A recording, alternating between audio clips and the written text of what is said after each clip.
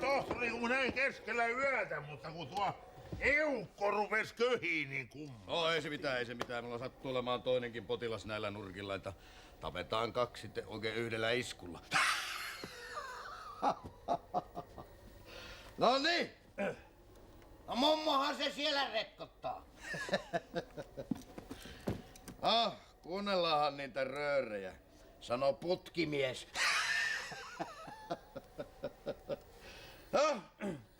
Otetaankin ihan tosta lanelin päältä vaan, ettei mummon tissi palele. No niin, yskikääpäs nyt. No vielä kerran. Yskikää nyt oikein kovasti. Teillähän on yski. No, huumorin kukka se on sekaan.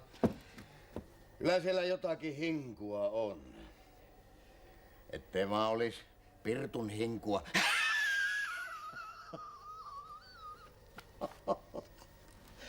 No minä kirjoitan pari varttia sijalle.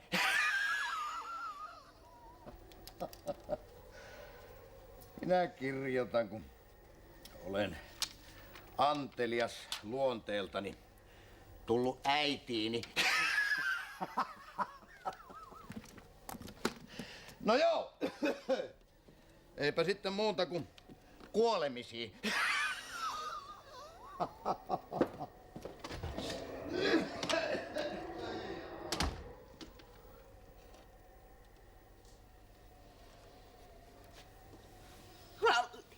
Mihin sinä nyt?